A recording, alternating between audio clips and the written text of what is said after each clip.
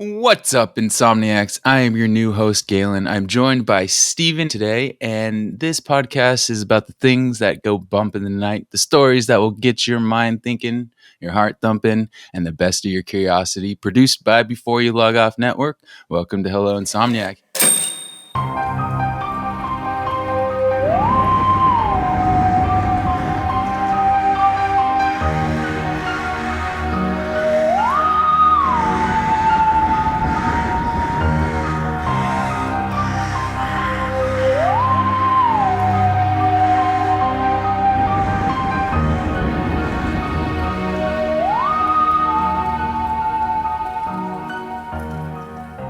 Nice intro. I love it. Thank you. Trying to make sure I got stuff rolling, The first time doing the lead on here, so I'm a little nervous, so bear with me, everyone. But today's story, it's going to be awesome. It's going to be wild.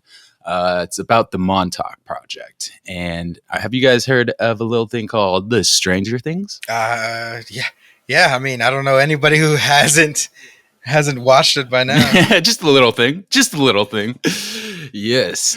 Pretty much this story is kind of what inspired Stranger Things, which is a kind of like a horror mystery it's an ominous TV series on Netflix. For those who haven't seen it, it's about some pretty wild things. And what we're about to talk about today actually inspired the TV series that just rocked Netflix for a good amount of time there.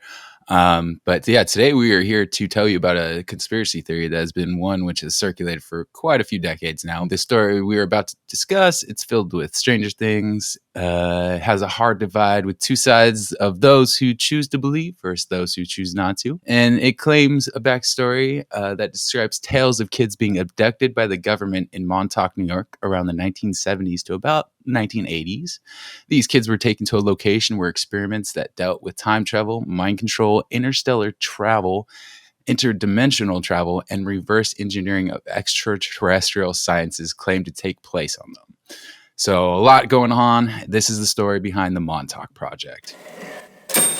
You guys ready?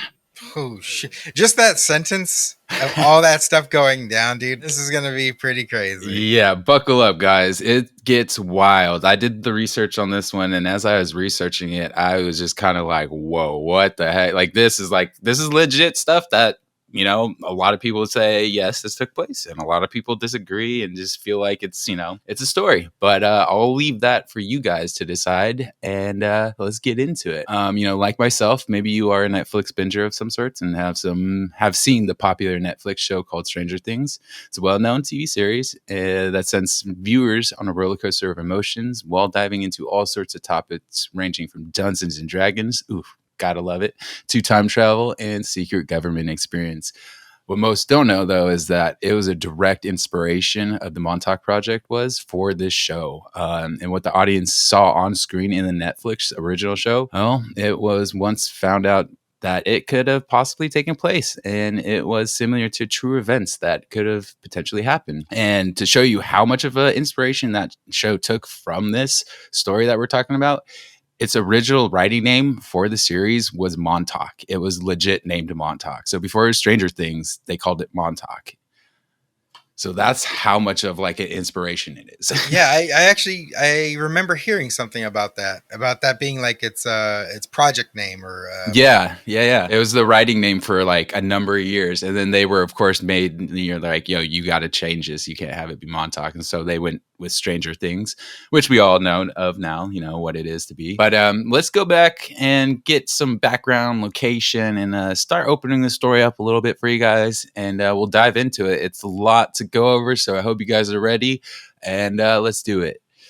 All right, so we're going to talk background real quick so you guys can understand how this project came to be and kind of what's running and who's running what. So in the mid-1980s, there was the theory spreading around that there may have been more going on at the nearby Air Force Base than originally expected.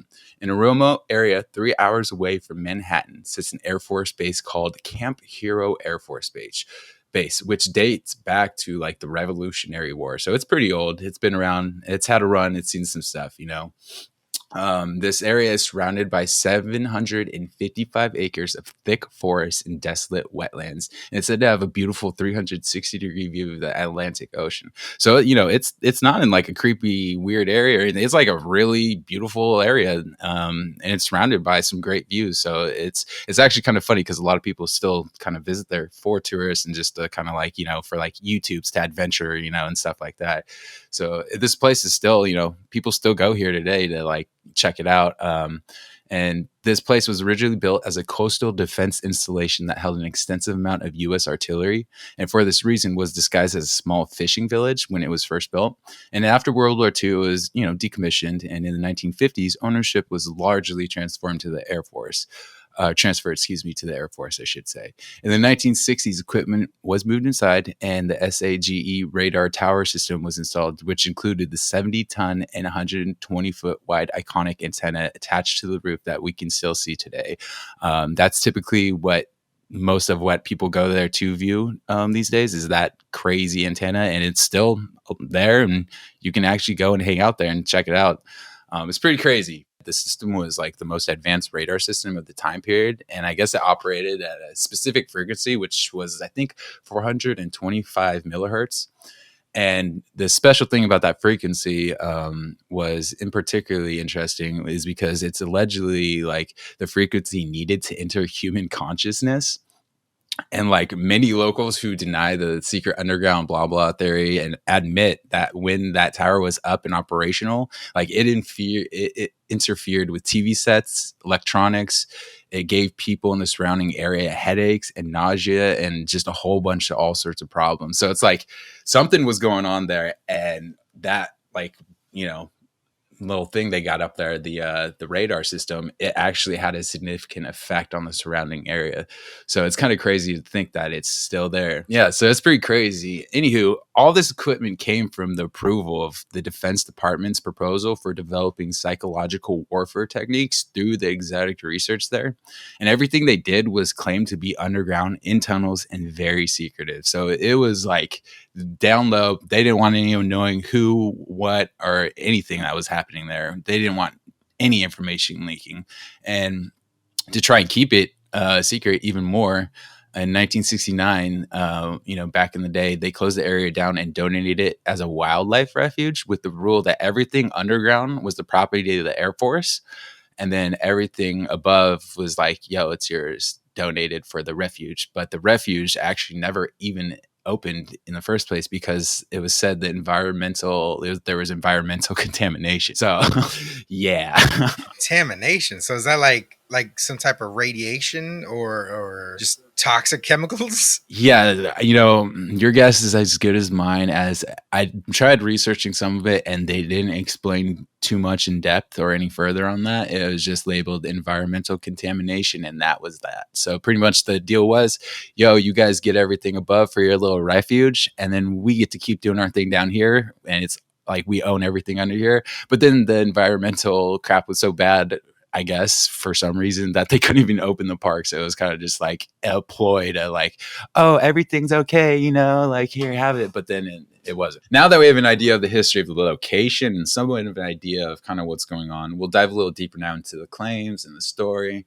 And it is said that this covert government operation executed experiments from about 1971 to 1983, because and we're moving a little further into the future, to mind you, because we were just at 1969 for that last piece of information. It's claimed that these kids would be lured and abducted by the military or even by men in black. And then after being abducted, the kids were forced to partake in the Montauk Project, which is the story we are going to dive into a second. We're just getting a little history here. And those who have come forward to like back these claims are notoriously known as the Montauk Boys. That's ridiculous. Like if people are going, and then people are have claims and saying that I was part of this thing. And yeah, oh yeah, and we'll dig deeper into that so you guys can kind of understand the claim, like what the claims are and kind of how they came to be, because even those stories are a little bit just wild to read and kind of hear and talk about. Like as I was doing this, I was just like, whoa, this is wild, dude. Yeah. Oh, was not ready. But I can definitely see some parallels though already of the show, Stranger right? Things. So yeah, you can kind of kind of sense it already. Like ominous, like weird building Mm-hmm. in the middle, kids missing, and Men in Black. yeah, like it's just never. Stuff is pretty similar, and it's Yeah, like it only gets a little more creepy, I should say, as we go forward into like these similarities and the things, the patterns that kind of come out to play, and like you're just like, whoa, wait, what?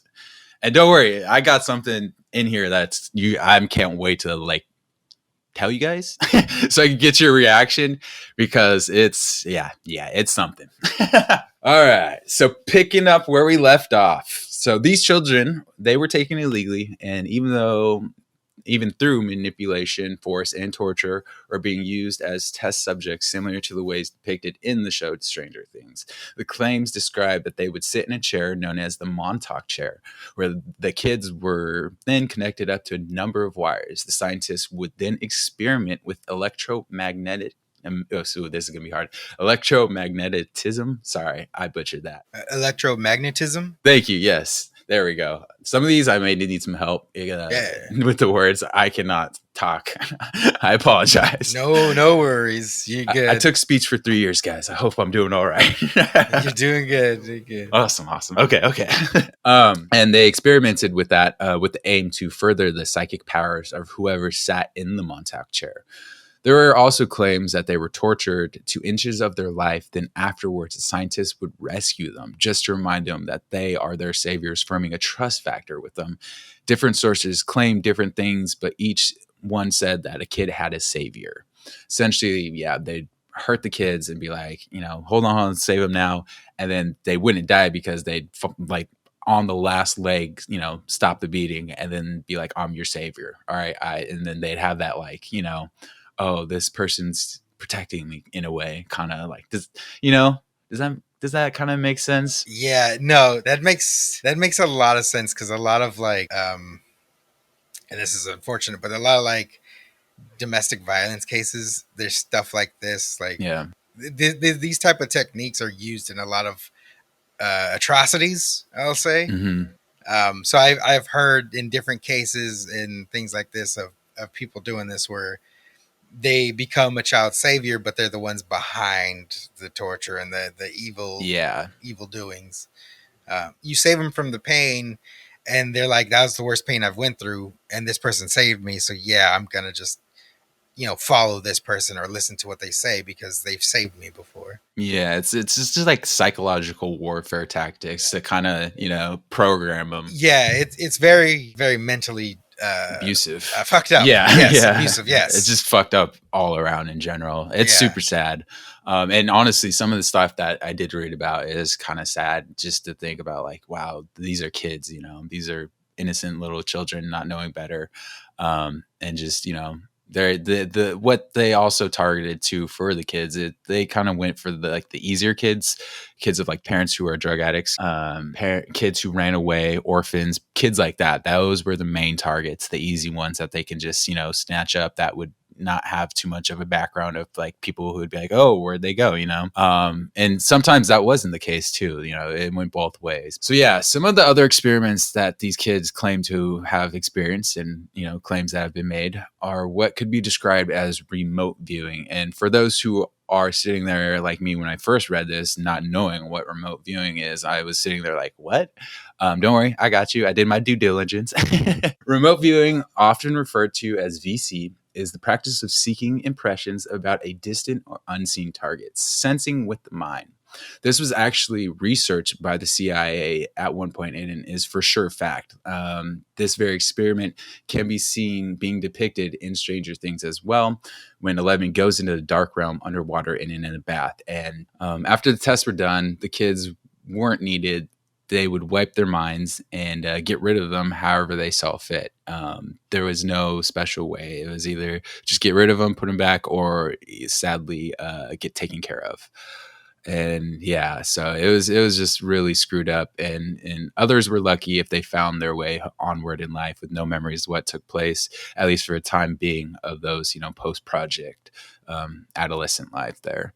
Everything was working for the government, they were getting away with it. And they started messing with space-time continuum and getting deeper into the experiments.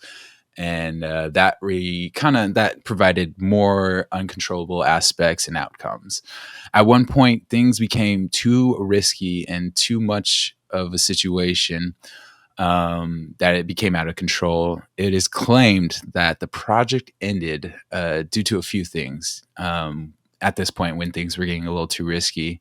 And I'm going to spark note the crap out of this section, so bear with me on this, because this part right here could have easily taken like 2 episodes to go through if I went fully into the details. So this is kind of like a breakdown of the 3 things that led, I guess, to the end of what the Montauk project was said to be. And the first thing, we'll just go straight into the craziest thing here. So the first thing that was kind of like the thing that killed the experiment, essentially, a hairy monster was claimed to have been seen, thought into existence by a child using portals in which they were experimenting with. This incident resulted in a mandatory shutdown happening in order to destroy the creature, with some sources claiming they smashed the machine, others claiming they shut it down at the very last possible second. But if you remember from Stranger Things, that was like the opening scene. Oh shit, yeah, you're right. Oh damn. So the whole thing about Stranger Things, spoilers, is this, this monster, the Demogorgon or whatever, that kind of essentially got thought into existence. And this was like one of the main things for the Montauk project when they, when you do the research, there's definitely I'll have links and everything for everything. All the stuff I went to, the pages, the cited sources, there we go, from where I took this information. But yeah, essentially, one of the kids thought a hairy monster into existence through a portal via the government's, resources, and it got so out of hand, they barely shut the project down in time. And that was like pretty much the resulting factor for it to be like, okay, time to boop. What do you think about that?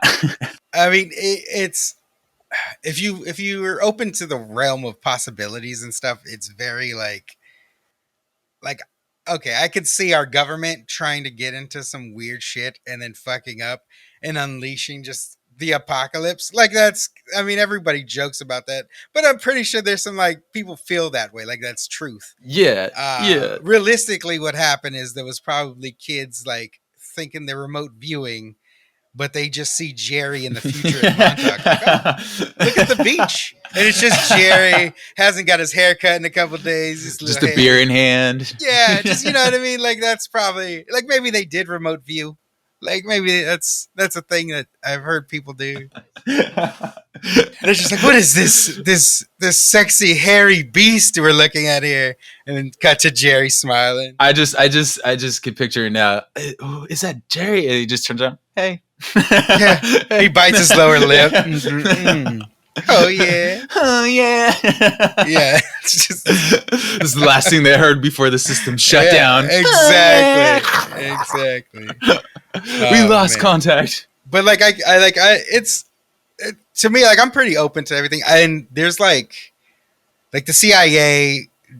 Oh God, I'm trying to think. Was it Operation Paperclip or? Oh yeah, I know what you're talking about. They've experimented on humans before.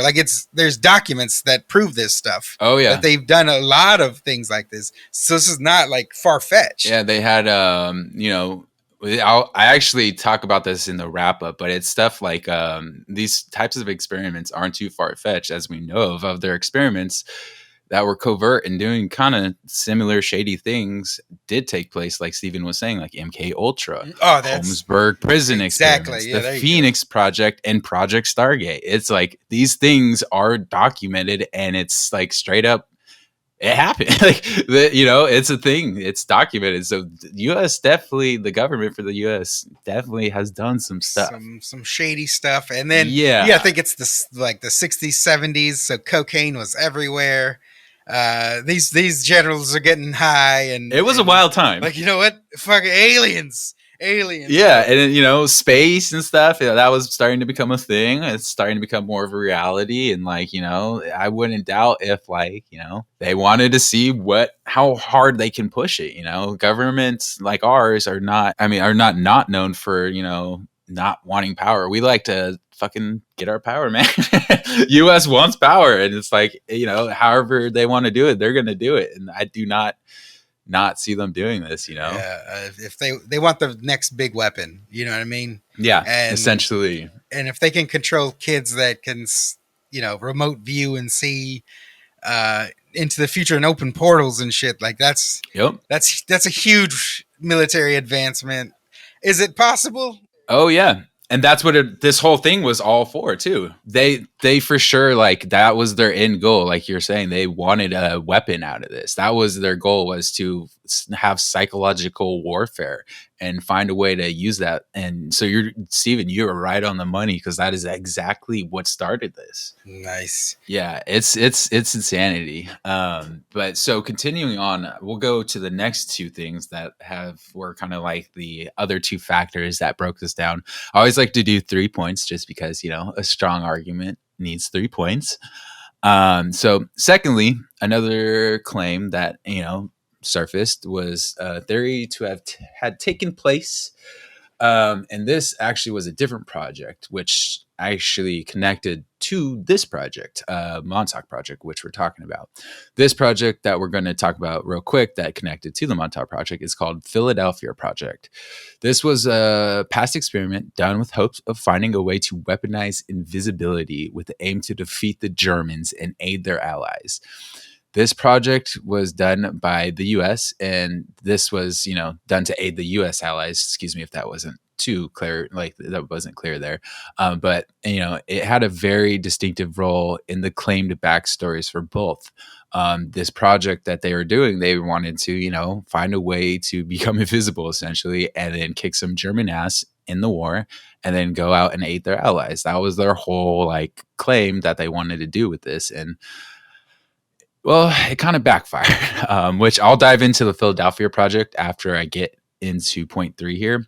So you guys can kind of understand that point 2 better. But before I go on, I guess I'll touch on point 3, because it deals with point 2 a little bit as well. For point 3, the CIA was using 2 men, Al Bielek and what's his name? Nichols? I forget. I did write his first name. Oh no. What is it? I'll just say, yeah, Mr. Nichols. Yeah. All right. So for point 3, the CIA is using 2 men, Al Bielek, and for his identity, Mr. Nichols. I just actually forgot to get the name written down there, but we're going to move forward. They were also part of the Philadelphia project somehow, and they got into a little pickle during the events and were tasked with a mission within the Philadelphia project as those events took place to destroy a time machine at a past time, because it is becoming sketch as fuck to mess any more time stuff, essentially. Hold on. So these guys were tasked to destroy the Montauk project, time, and so a time machine, and Philadelphia project. Yes. So yeah, I'll get into the next 2 points, because I know it gets a little kind of confusing here, and this whole section is so just like technical. There's so much to it, and it's easier for those to make sense, I think, if I hop into what the Philadelphia project is, which is next on my topic list, so you guys can kind of understand what this project was like all for, kind of what happened, and the people behind it, because it's about to start getting real crazy. So buckle up, because this is where I was like, what? I literally read this part, like the research for this, and it was like hours later I realized how much time had passed, because I just gotten so far involved with this. Are you guys ready? Here we go. So this is where stuff starts getting real crazy here, guys. So with these 3 things, some being vaguely generalized for time purposes, I do apologize, this was ultimately what led to the demise of Montauk project. So going into the Philadelphia project from point 2, which I started talking about. For a smidge, we are now jumping back into that time period of 1943, and voila, here we are. We have found ourselves in 1943 in Philadelphia, Pennsylvania.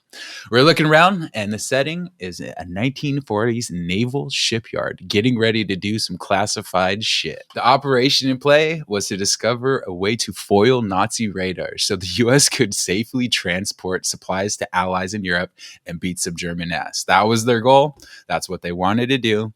And they wanted to take the battleship named the USS Eldridge and find a way to make that bitch invisible to enemy radars. Let's go. So how do you guys think it went? Before I go any further, how do you guys think the end result of this experiment? Like, what do you guys think took place? Did they make the ship invisible? What happened? What do you guys think? Do you think they did it? I've heard some stuff about this. I know it does not end well. As for if that's just all bullshit that I've heard or if it's true, I have no idea. But I don't want to spoil anything right now. But no, I've heard parts of this story, not the whole thing. I'm just gonna be real, you guys. Shit was fucked. Get this. Conspiracy theorists as far back as 1955 claimed that it not only succeeded in doing it and uncovering how to make ships invisible, but my God, it was a goddamn disaster. According to the claims, the ship went to Norfolk, Virginia when they went to do the test after the military learned about the negative effects from the test, the overexposure to their version of the upside down world. Stranger Things. Hey. When the crew returned, they kind of realized the exposure to this upside down world, which they went to, and the results were disastrous. Yes, the ship did supposedly, it claimed, to transport in time and I guess become invisible. But what happened to the people on that ship was not too great. Essentially, what had happened, the ship blipped forward in time, then was transported back to the current time which they existed, and the effects were gruesome. Participants on board were fused to the ship, their bodies mutilated, or even parts being changed around. Can you imagine that? Because now I'm just envisioning like a flesh ship, a ship made out of human flesh. Yeah, like that's what I'm envisioning. Crazy. Yeah, like not like a Dragon Ball Z fusion dance, but it didn't end well. Right? It just time copped into a blob of human body parts. Yeah, it would be crazy. I think I would just be like, kill me. Kill me. Yeah, right. End it, please. I when I read that, I was like, what? Holy crap, man. And the fact that they actually had, like, they visited an upside down, like, world, essentially. They went somewhere and they just came back. Yeah, on return, it didn't quite work. They were alive. It was just the result of the experiment of them going there and back was, the mutilations and just the gnarliness of the outcome. So the story of this experiment actually inspired a movie. I haven't watched it yet, but I kind of just want to see it just to see it. It's called the Philadelphia Experiment, and it was released in 1984, which actually depicted the events that they were, that was claimed to have unfolded that day on that project. This also, the movie, brought forward repressed memories and overwhelming sense of deja vu for people. And one man in particular was named Al Bielek in 1988. And he claimed he was there on board during the experiment with his brother, Preston B. Nichols, when they were in their 20s. Hey, there's his name. I knew I wrote it in here somewhere. Preston. All right, there it is. He stated, Nikola Tesla engineered the equipment that caused the experiment to happen. He said his memory was wiped because of MK Ultra techniques, and it was done to keep the program secrecy. And from viewing the movie that was released, this brought back memories.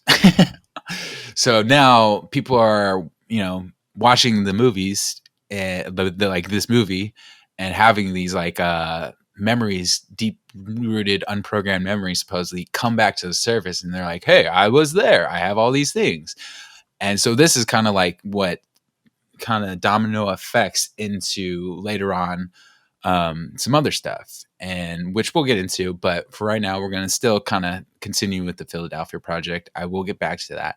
But, upon this time travel incident, it is said Preston B. Nichols and Bilo, who at the time had different names, either jumped off or fell off when they landed at the Montauk project in 1983 and joined up with the base during the experiment of the Philadelphia project.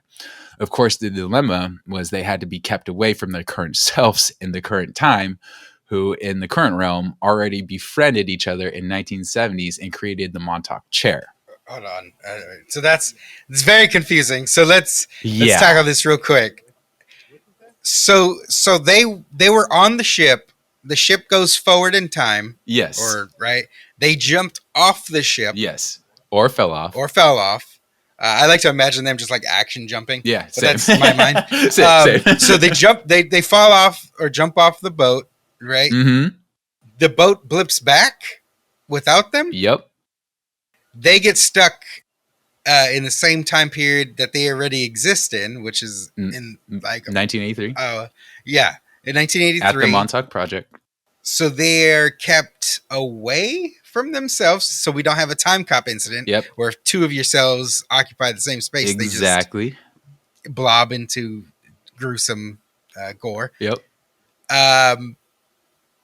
But they had already befriended themselves? Yes, but they had different names too. So they became friends, or what was it? They were, I forget exactly what it was, but they had some relation.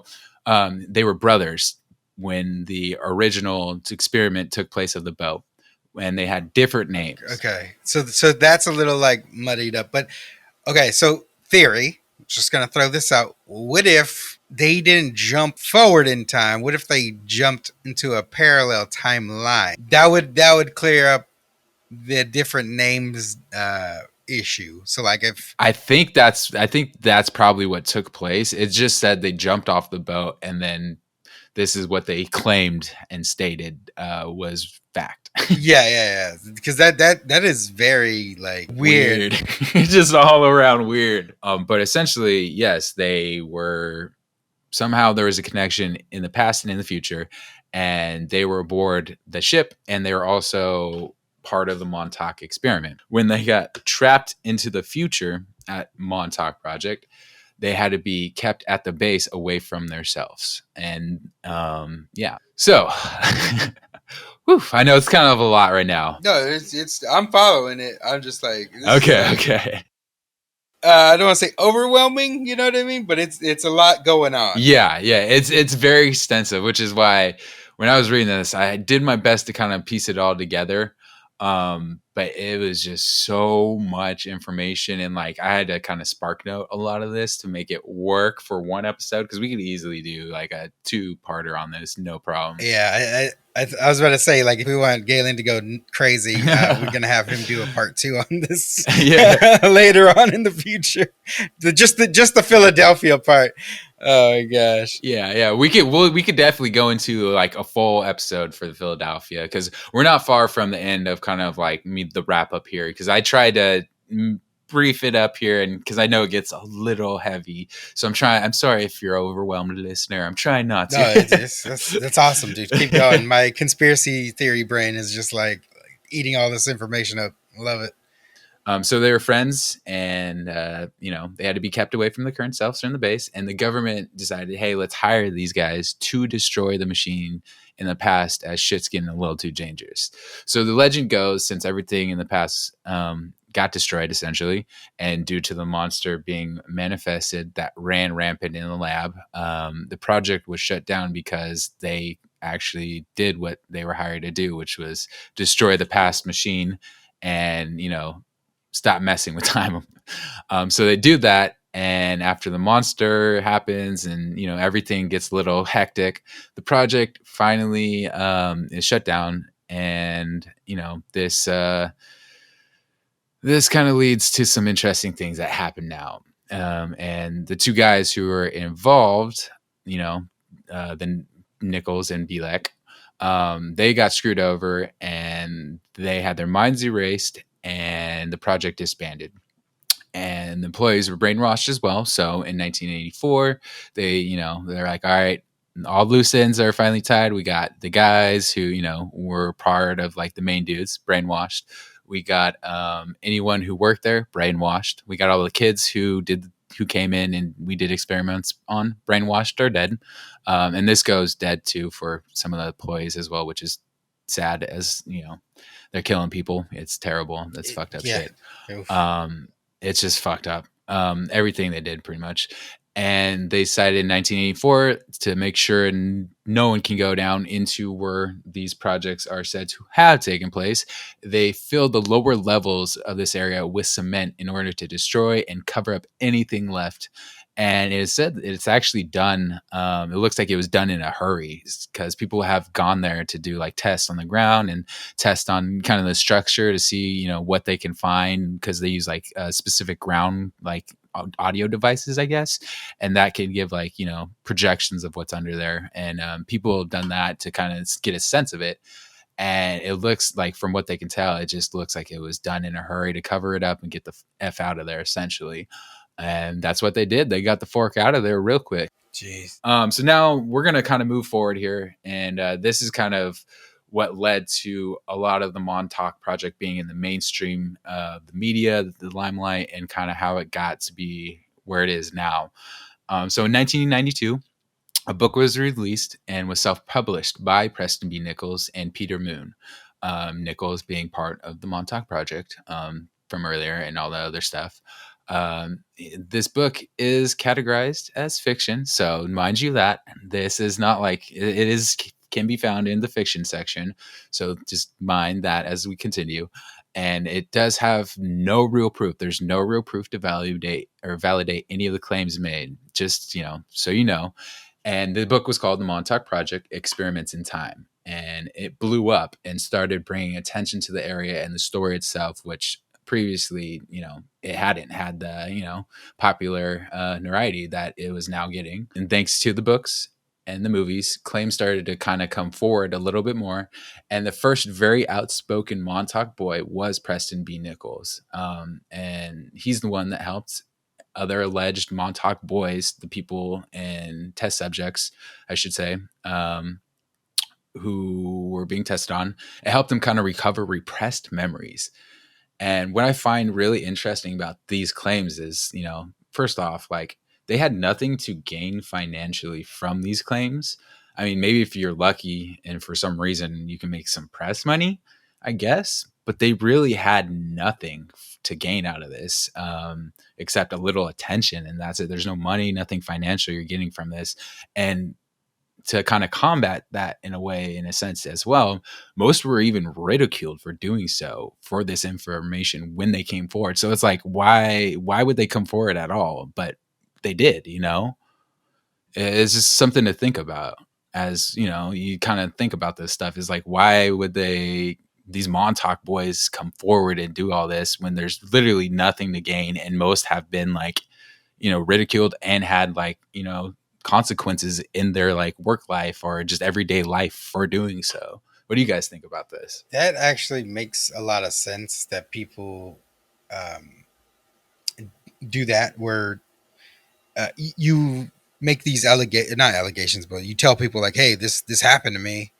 And then people are like, no, you're not making any sense. That's fake, blah, blah, blah. They're quick to shut you down. Yeah. And then, but on the other side, like, there's a lot of misinformation about, especially with like 100%. If you take like aliens, abductions and stuff like that, right? Like the story of like somebody being abducted, whether it's true or not, you don't really know the truth. It's just the person that's saying it, and apparently maybe aliens know. Mm-hmm. But yeah, people use this like techniques where they'll just shoot it down, or they'll make false claims and give you those fake news stuff. Yeah. And so like hearsay and like somebody saying it, it's very hard to convince the mass, because if it's not in our normal day, we shun it. You know what I mean? Yeah. Oh, 100%. Like, I mean, most people kind of have that same opinion when it comes to like paranormal ghosts and stuff like that, you know? Oh, it's not in our everyday life, so it can't be real. It's not something that happens all the time. I don't see it, so therefore it's nothing. It's not there. But in some cases, you know? And it doesn't help that, you know, Preston B. Nichol, who wrote the book, The Montauk Project Experiments in Time, which you can find on the internet for free. Oh, sure. I mean, not for free. I mean, what?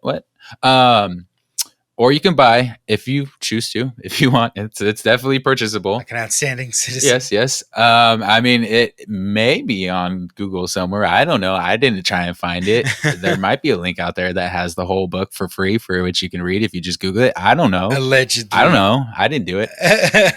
I'm just saying it could be out there. There could be a site. But no, it's like, it also doesn't help that it's, you know, in the fiction section. So, you know, that kind of also goes against the, you know, truth and the reality, if there is a reality to these claims. Yeah. And, you know, most of what was claimed ended up being inspiration of what we know as Stranger Things is season 1. And then inspired into the next couple of seasons. But, you know, season 1 was like the direct hit, and things like the Upside Down world, 11 going into dark realms to listen and see people for, you know, government power and benefit and training, conjuring of monsters into this realm, the secret projects these poor children had to endure. It was all inspiration behind the theories and claims that originated from this author, Preston B. Nichols. So, I mean, he kind of pretty much inspired the tale of the Stranger Things. And, you know, for wrapping this up, since we're kind of getting to the end of everything, I know it's a lot to chew on, and we can definitely go into a whole nother episode of this, and I can do some more digging and kind of clarify anything that you guys have, you know, questions or comments about. If you guys do leave questions or comments in our email or our comment sections, wherever you can do so, I will definitely go forth and do more research and clear anything up you guys have. But it's not far-fetched for our government to do experiments like this. As I said earlier, MK Ultra, Holmesburg prison experiments, the Phoenix Project, Project Stargate. We know the government likes to do experiments and is always looking for the next best thing to take advantage of when it comes to power. Of course, the government denies any claim is made in regards to the Montauk Project, but that won't stop people from digging for answers. You know how we are as conspiracy theorists. We like to get the information one way or another, and we will go down the rabbit hole. At least I know I will. I'm one.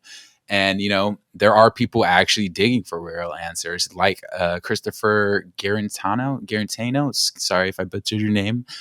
He is a filmmaker from New York who grew up in that area.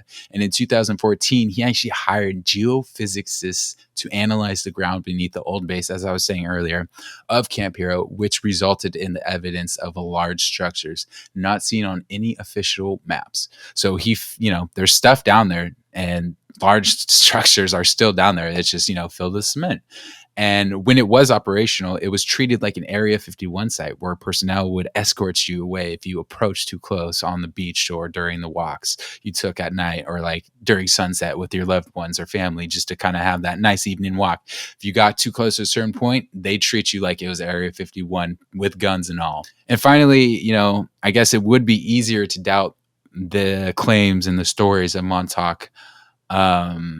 But we have mysterious creatures who are kind of washing up on shores all around the location and are notoriously described as having a beak on its head with a dog body and somewhat of a tail.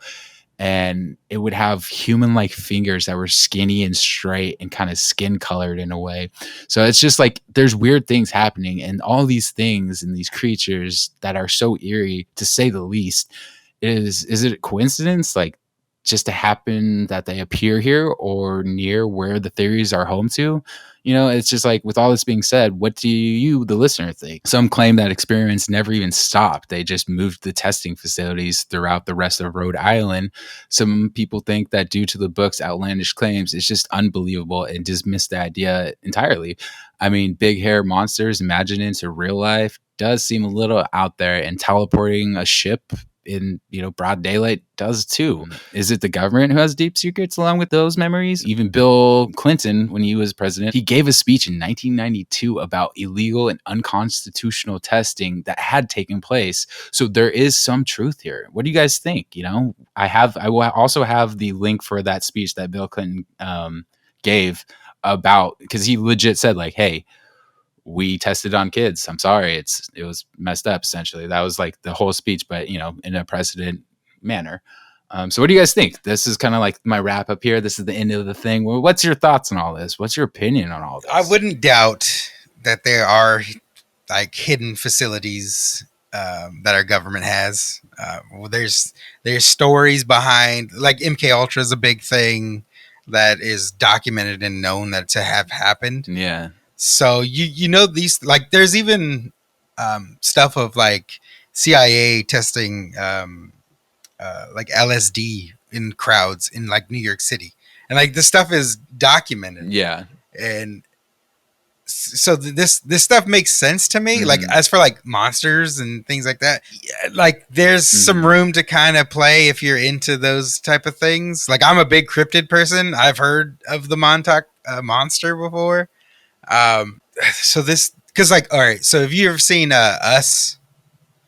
Like that whole movie is kind of like based on something similar of like secret underground facilities doing cloning and stuff like that. Like these reports for and like movies and stuff, they take the inspiration from stories that have happened or may have happened if you're the government denying things. But like it's, to me, this is factual to certain points, and then there are certain points where I need more information. Like, I want to see, and it's gross, that ship. Like, where'd the ship go? Yeah, was it destroyed? Was it blown up? I believe they destroyed it. I think that's what I read.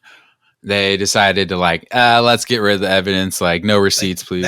I think that's a story about conspiracies, dude. Like there's so much that you can branch off with this, because like so much information. Like I can definitely see the parallels to Stranger Things, and there's like, I know there's so much more on Philadelphia experiment. You definitely did a great job, like painting the picture with the whole ship and bodies and stuff. So I'm sorry if the information was overwhelming. I really honestly tried to spark note it the best I could, break it down, because there's, like Steven was saying, there's so much to unpack here, so many branches we can go off, so many webs to weave, and it is a story.